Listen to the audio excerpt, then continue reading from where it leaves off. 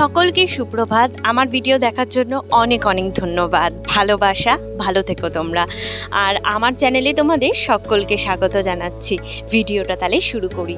সকাল 6:30টায় ঘুম থেকে উঠেছি। মা বাবা বাড়িতে নেই, তাই রান্নার দায়িত্বটা আমার। আর গ্যাসটা আজকে ওই ঘরে নিয়ে যাব। আগে ওই রান্নাঘরটা পরিষ্কার করব, তারপরে দেখো একে একে নিরামিষ রান্না করলাম। ফুলকপির তরকারি, উচ্ছে দিয়ে মটরের ডাল আর পটল পোস্ত, সাথে ছিল কাঁকরোল ভাজাও। আর পটল পোস্তটাও হয়ে গেছে। তাড়াতাড়ি রান্না সেরে আজকে করব রান্নাঘরটা পরিষ্কার। তারপর হচ্ছে গ্যাসটাকে ওই ঘরে নিয়ে যাব।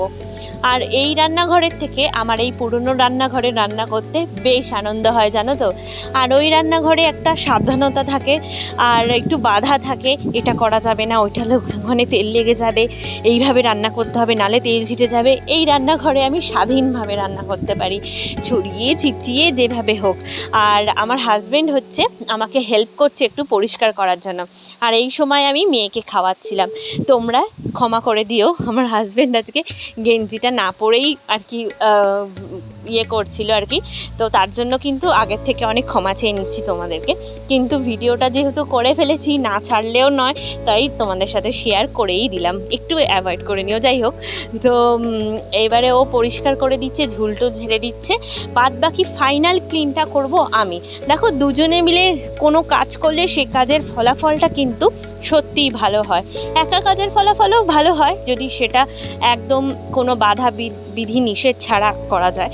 কিন্তু দুজন মিলে করলে, স্বামী স্ত্রী দুজন মিলে করলেও কিন্তু কাজ খুব একটা খারাপ হয় না। আর যেগুলো ঘষা মাচার কাজ, সেগুলো ও করে দিচ্ছে, কারণ 6:30 থেকে টানা রুটি থেকে শুরু করে, ভাত থেকে শুরু করে, চা থেকে শুরু করে, তরকারি সমস্তটা করেছি, তো হাঁপিয়ে গেছি। একা সত্যি কাজ করার অভ্যাস নেই, তাই পারি না। আর মা না থাকলে বোঝা যায় মায়ের গুরুত্বটা কি, জানো তো। মা বাড়িতে নেই তো, তাই এখন মা না থাকার গুরুত্বটা বুঝতে পারছি অনেকটা। বাবা এই রান্নাটা করে দেয়, এটাই যেন একটা বড় একটা কাজ করে দেয় মা। তো ও রান্নাঘরটা পরিষ্কার করে দিয়েছে। আর মেয়েকে খাওয়াতে খাওয়াতেও আমি টুকটাক ওকে হাতে হাতে এগিয়ে দিচ্ছিলাম। গরম জল করে তারপরে এগুলোকে ঘষে মেজেছি। সত্যি বলবো, যা পরিষ্কার হয়েছে, আর তোমরাই দেখতে পাচ্ছ কি হারে নোংরা বেরিয়েছে, প্রচণ্ড নোংরা বেরিয়েছে। আর ভালোই হলো, গ্যাস ঘরটাও পরিষ্কার হয়ে গেল। আর সব সময় রান্নাঘর পরিষ্কার পরিচ্ছন্ন করে রাখা উচিত। আমার মা সবসময় আমাকে এটাই শেখায়। মাও চেষ্টা করে যে রান্না করে সবসময় গ্যাসটাকে ক্লিন করে নেওয়ার। রোজ হয়তো খুব একেবারে ঝকঝকে মেজে এইভাবে পরিষ্কার করতে পারে না, কিন্তু রান্না হয়ে গেলে সুন্দরভাবে গুছিয়ে পরিষ্কার করে রাখে। রান্নাঘর হচ্ছে আমাদের লক্ষ্মী, ঠিক ঠাকুর ঘরের মতো। যতটুকু ঠাকুর ঘরকে আমরা সম্মান করি, জানো তো, রান্নাঘরকেও কিন্তু ধূপধুনো দেখিয়ে ততটাই সম্মান করা দরকার। আর রান্নাঘরও কিন্তু লক্ষ্মীর একটা বলতে পারো, মানে লক্ষ্মীশ্রী বজায় থাকে রান্নাঘর যদি পরিষ্কার পরিচ্ছন্ন থাকে।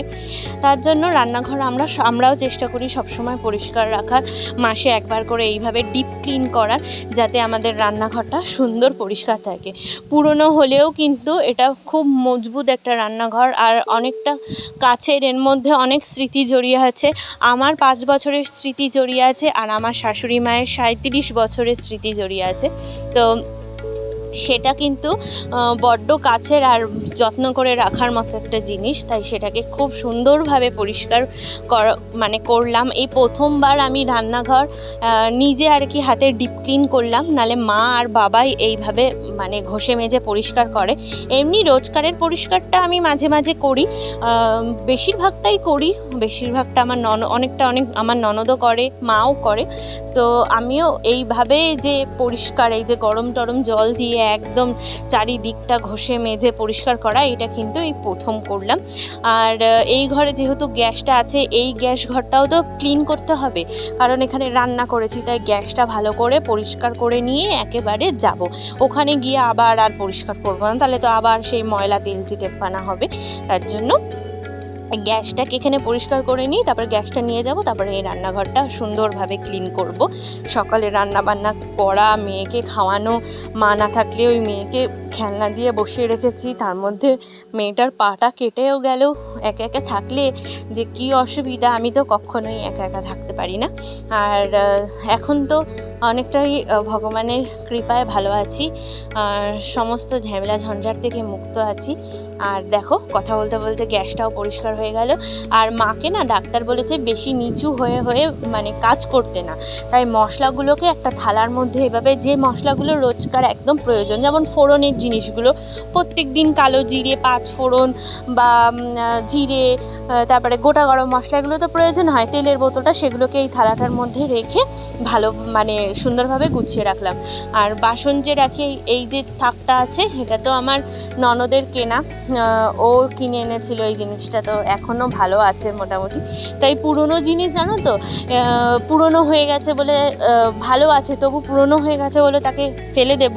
হ্যাঁ, নতুনটা কিনলে কিনতেই পারি, আজ বললেই আজ নয় কাল কিনে আনতে পারবো, কিন্তু এই জিনিসটার তো একটা স্মৃতি আছে, তাই আমরা ফেলি না। পুরনো রান্নাঘরও ইউজ করি আর জিনিসগুলোকেও রেখে দেওয়ার চেষ্টা করি। আর ভেবেছি রান্নাঘরের জন্য কিছু কিছু জিনিস কিনবো, তেলের বোতল রাখা স্ট্যান্ড, তারপরে কিছু কৌটো কিনবো ছোট ছোট। তো এগুলো ইচ্ছা আছে, আশা করব তোমাদের ভালোবাসায়, তোমাদের পাশে থাকাতে এগুলো করতে পারবো, কিনতেও পারবো। নতুন করে রান্নাঘরটার একটা মেকওভার করব। তোমরা যদি রান্নাঘরের নতুনত্ব বা মেকওভার দেখতে চাও, অবশ্যই আমাকে কমেন্ট করে জানিও, আমি কিন্তু তোমাদের সাথে শেয়ার করব। রান্নাঘরটা ক্লিন হয়ে গেছে, কিন্তু তোমাদের দেখাতে পারলাম না যে কতটা ক্লিন হয়েছে, কতটা সুন্দরভাবে রেখেছি। আপাতত খুব একটা গুছিয়ে উঠতে পারিনি, কিন্তু গুছিয়ে রেখেছি, একদম পরিষ্কার হয়ে গেছে, শুকিয়ে টুকিয়ে গেছে।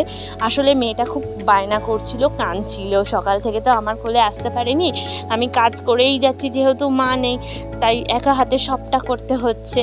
আর ওই জন্য মেয়েটা বড্ড কাঁদছিল, ওকে ধরেছিলাম, তো তাই তোমাদেরকে আর শেয়ার করতে পারিনি। তো জামা কাপড় টাপড় মেলে নিই, শেষে তোমাদেরকে দেখাচ্ছি রান্নাঘরটা কেমন পরিষ্কার হয়েছে।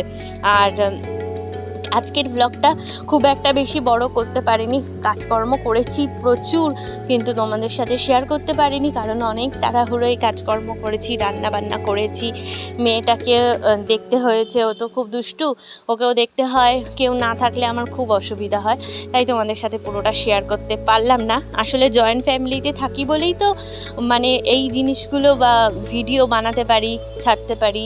একা থাকলে কতটা কি করতে পারতাম জানি না, কিন্তু সবার সাথে আছি, সবাই মিলে কাজ করি, তাই কিছুটা কাজ কম হয়, আর তোমাদের সাথেও কিছু কিছু শেয়ার করতে পারি। ভালো লাগলে অবশ্যই লাইক, শেয়ার, সাবস্ক্রাইব অবশ্যই করবে, পাশে থাকবে। আর তোমরা পাশে থাকলে তো এগিয়ে যাওয়ার অনেকটা সুযোগ পাই। আর দেখো কেমন সুন্দর পরিষ্কার হয়েছে। তো মেয়ের দুধ গরম করছিলাম, হঠাৎ মনে পড়লো যে তোমাদেরকে তো দেখানোই হলো না রান্নাঘরটা। আর এই দেখো সমস্তটা পরিষ্কার, একদম পরিচ্ছন্ন। ভালো লাগলে লাইক, শেয়ার, সাবস্ক্রাইব করো। বাই।